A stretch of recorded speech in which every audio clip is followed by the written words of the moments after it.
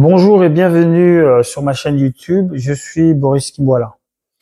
Si vous aimez le contenu que nous allons vous présenter, n'hésitez pas à liker et à partager afin que d'autres personnes puissent accéder à cette vidéo. Et de cette façon, nous allons pouvoir faire grandir la chaîne. Depuis un peu plus de 3 ans, en République du Congo, on observe dans le paysage de la culture un véritable foisonnement des artistes qui prennent d'assaut les réseaux sociaux pour exprimer leurs talents et de faire connaître leur art. Ils sont artistes, humoristes, comédiens, acteurs et ils viennent principalement des 2 capitales, à savoir Pointe-Noire et Brazzaville. Filles comme garçons, ils puisent leur inspiration dans la société congolaise dont ils dépeignent la réalité afin d'offrir aux Congolais une expérience divertissante et amusante, leur permettant de s'évader ou plutôt de noyer leur quotidien dans le rire. Et les Congolais qui ne sont habitués qu'à une forme d'expression artistique, à savoir la musique, découvrent et accueillent avec beaucoup d'engouement ce nouvel art qui met en scène nos codes sociaux, le sens de l'humour à la congolaise qui reflète certains moments comiques de notre enfance. Seulement, une question demeure. Quel est l'avenir de ces artistes? Quel est l'avenir de cette génération d'artistes? C'est de ça dont on va parler dans cette vidéo. 1960, c'est la date symbolique marquant l'accession à l'indépendance de notre pays. Vert, jaune, rouge. Ce sont les couleurs emblématiques de notre drapeau national. 342 000 km. C'est l'étendue du territoire qui regorge d'immenses ressources naturelles. Pétrole, bois, manganèse, gaz naturel, or, fer, diamant, plomb, cuivre, potasse, zinc, fleuves, rivières, océans, savanes, forêts et montagnes. C'est ça notre héritage. C'est aussi celui de nos enfants et de nos petits-enfants. Nul n'a le droit de l'ignorer, nul n'a le droit de le contrer. Tous, nous avons le devoir de veiller sur le Congo. Yabiso Congo, car le Congo est éternel. Je pense que la question de l'avenir de ces jeunes artistes a le mérite d'être posée et j'espère qu'ils se la posent à eux-mêmes. Aujourd'hui, ces jeunes artistes parviennent à tirer leur épingle du jeu dans ce nouvel art en plein essor dans notre pays, grâce notamment à Internet et aux plateformes digitales, les réseaux sociaux, qu'ils exploitent à merveille pour faire connaître leur talent, leur art, mais aussi pour accroître leur notoriété. Ce qui offre à certains d'entre eux des opportunités de projets business avec certaines entreprises de la place, notamment dans la publicité. D'autres encore ont atteint une telle notoriété que les partis affiliés au PCT n'hésitent pas à les approcher et à surfer sur cette notoriété pour des visées simplement politiques, moyennant une contrepartie financière qui leur verse. Mais ces jeunes artistes sont loin de se douter que cette notoriété est aussi éphémère que les maigres rémunérations que cela leur procure. Et que s'ils n'y prennent pas garde, leur avenir dans ce métier risque de connaître le même sort que celui que malheureusement connaissent leurs homologues dans la musique. Bandoudi, Herman Gassakis, Fernand Mabala, Jacques Oyo, Jacques Loubello et tout récemment Régis Touba. Ils sont tous morts et pour ceux qui sont vivants, ils vivent dans des conditions sociales, économiques et financières difficiles. Une fois que la célébrité disparaît, une fois que les lumières, les lampes s'éteignent derrière la célébrité. Dans notre pays, beaucoup d'artistes, notamment musiciens, à force de copiner avec les politiques, ont oublié que leur art, leur talent doit servir de levier pour faire avancer leur cause, notamment en termes de statut et de statut d'artiste et de conditions de travail des professionnels de l'art et de la culture. Le fait d'accepter des dons financiers ou de jouer dans des cérémonies, dans des événements festifs à caractère politique organisées par les dignitaires du pouvoir créent chez ces artistes une dette morale qui les oblige à pratiquer l'autocensure sur la créativité artistique, sur la liberté de penser et la liberté de parole.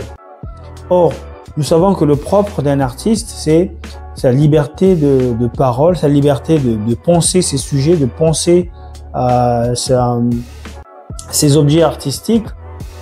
Bref, sa liberté de créativité, tout simplement. Par conséquent, cette mentalité de mendiant qui s'exprime notamment à travers les dédicaces. Vieux Nanga, Boris Bond, Boriston. Les mabangas pour les musiciens, mais de plus en plus aussi pour des artistes humoristes, comédiens que l'on voit sur les réseaux sociaux, créent une complaisance à l'égard des autorités politiques, notamment sur des questions de leurs droits, de leur statut, de leurs conditions de travail, et qui créent une dette morale et les empêche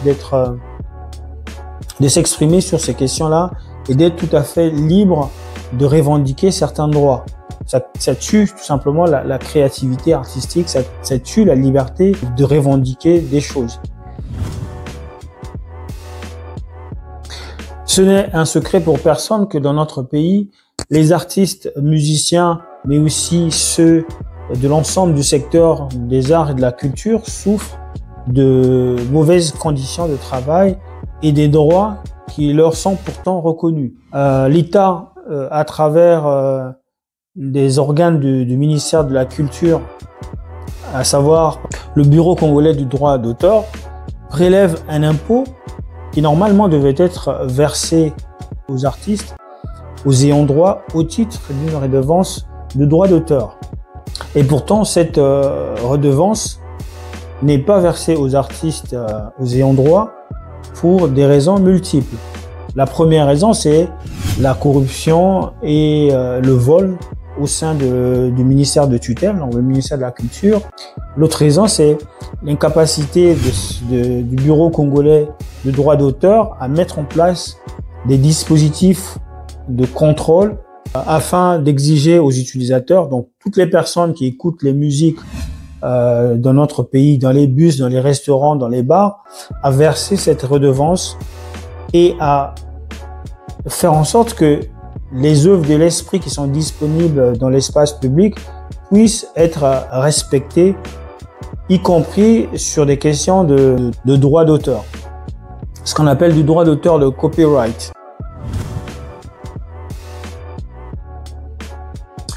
C'est pourquoi, plutôt que de se complaire dans une célébrité de façade et de brader son art, son talent dans des causes qui ne servent pas les intérêts de la culture, les artistes devraient se montrer beaucoup plus engagés dans la défense et l'amélioration des conditions de travail et du statut des artistes et de professionnels du métier des arts et de la culture. Et pour ce faire, ils devraient mettre au cœur de leurs préoccupations toutes les problématiques que nous avons évoquées précédemment. Ces problématiques doivent faire l'objet des revendications que les artistes doivent porter auprès du gouvernement et auprès des pouvoirs publics. Et la notoriété relative dont vous jouissez doivent aider à porter ces revendications et devraient servir d'argument pour justifier l'intérêt et la dimension économique et sociale de votre art dans la participation au développement économique du pays. C'est aussi simple que ça.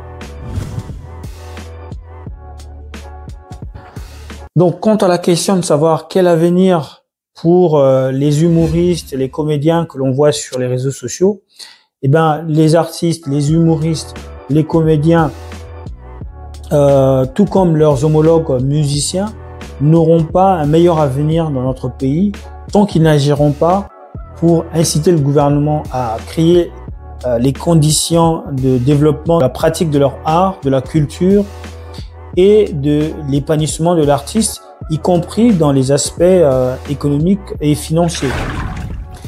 Les conditions actuelles de production artistique qui se limitent sur les réseaux sociaux et certains lieux publics à Pointe-Noire et à Brazzaville ne sont pas de nature à promouvoir la croissance de l'activité culturelle. L'État, à travers le ministère de la Culture, doit construire des salles de spectacle, des centres de formation pour vulgariser et approfondir l'apprentissage et la professionnalisation des métiers de l'art et de la culture. L'État doit aussi créer des dispositifs législatifs visant à encourager ou à inciter le mécénat, c'est-à-dire des acteurs du secteur privé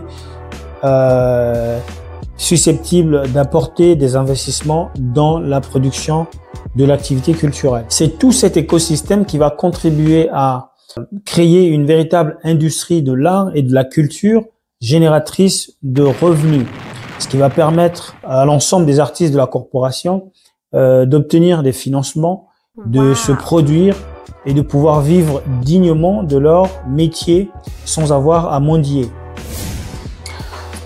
Dans le système actuel qui prône le copinage, la connivence du monde de la musique, du monde artistique avec la sphère politique, cette mentalité de mendicité profite beaucoup plus aux chefs d'orchestre ou à la tête d'affiche, alors que nous savons que la production artistique implique bien souvent la participation de plusieurs personnes et donc de plusieurs co-auteurs ou de plusieurs coproducteurs.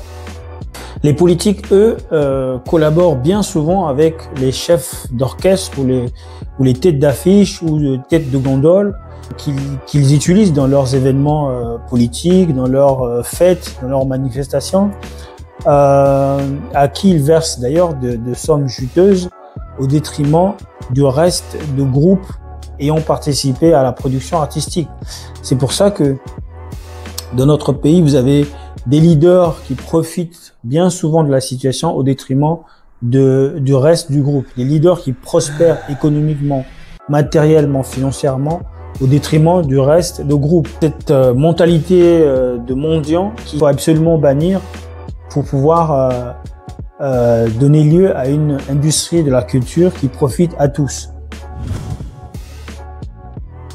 Et pour porter ces revendications, mes chers artistes, humoristes, comédiens, et de mener ce combat légitime, me semble-t-il, pas besoin de faire du militantisme ou d'agir en activiste politique engagé. Il suffit tout simplement de s'appuyer sur certains dispositifs légaux, certains textes législatifs qui existent, qui vous donnent accès à un certain nombre de droits. Et je pense notamment à la loi numéro 99 bar. Alors je vous laisse par curiosité vous faire une idée du contenu de cette loi.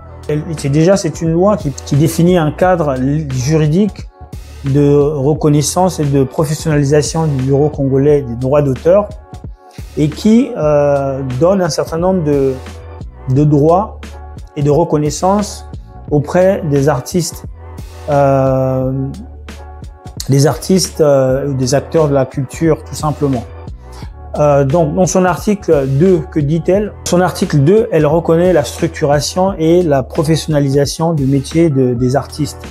Que vous soyez artiste peintre, que vous soyez plasticien, que vous soyez humoriste, que vous soyez musicien, auteur, compositeur, on vous reconnaît le droit de vous structurer professionnellement.